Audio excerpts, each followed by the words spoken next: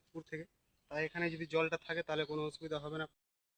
Hello বন্ধুরা, তোমরা সবাই কেমন আছো? আশা করি তোমরা সবাই ভালো আছো। আর আমি তোমাদের প্রিয় পঞ্চমী আজকে আবারও মাঠে চলে এসেছি। আর আজকে আমাদের মাঠে কি কি কাজ হচ্ছে চলো তোমাদের সঙ্গে শেয়ার করি। তার আগে আমার ইউটিউব চ্যানেল ভিলেজ ইকো ফার্মে তোমাদের সবাইকে স্বাগত। তো এই যে তোমাদের সামনেই রয়েছে মা আর ভাই। তো মা আর ভাই এদিকে সার মিক্স করছে, কারণ এই জমিটাতে আজকে সার দেওয়া হবে। তো ভাই বল, আর কতদিন আমাদের ভুট্টার কাজ চলবে? আর 2-3 দিন, আজকে নিয়ে 3 দিন। আজকে নিয়ে আর আমাদের ভুট্টার কাজ 3 দিন চলবে। আর তোমরা অনেক দিন ধরে আমাদের ভুট্টার কাজ দেখছো। আর এইদিকে দেখো ভাই গর্ত করছে, কেন করছে চলো। গর্ত কেন করছিস? জলটা, মেশিনের জলটা এখানে পড়বে, আর পরে আবার মেশিন আনলে জল আনতে অনেক অসুবিধা, বালতিতে করে নিয়ে আসতে হচ্ছে পুকুর থেকে। তাই এখানে যদি জলটা থাকে তাহলে কোনো অসুবিধা হবে না পরে জলটা তোলার জন্য।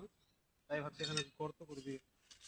ও, আর মেশিনের জলটা যেন ওখানে গর্তের মধ্যে থাকে কিছুটা আটকে, কারণ কয়েকদিন পর পর আমাদেরকে মাঠে মেশিন নিয়ে আসতে হয়। তো আজকেও আমরা মাঠে মেশিন নিয়ে এসেছি, কারণ আজকেও জল দিবে। আর আমি এদিকে গেছিলাম একটা খড় আনতে, কারণ পাইপটাকে সেট করার জন্য একটু আগুনের তাপ লাগবে। আর এই যে দেখো ভাই এটাকে আগুনের তাপ দিয়ে একটু পাইপটাকে নরম করে নিল, কারণ ওটা সেট করার ব্যাপার আছে।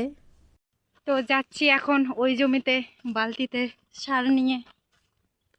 আর মাঝে ভাই গেছিল তেল আনতে, সেখান থেকে বিস্কিট নিয়ে এসেছে। আর এখন আমি ওই বিস্কিটগুলো খাবো, কারণ আমার অনেকটাই খিদে পেয়ে গেছে। আর এইদিকে আমাদের জল দিতে দিতে সন্ধ্যা হয়ে গেছে, এখনো জল দেওয়া হয়নি। তো চলো ভাইয়ের কাছে শুনি যে আর কতক্ষণ লাগবে জল দিতে। 30 মিনিট।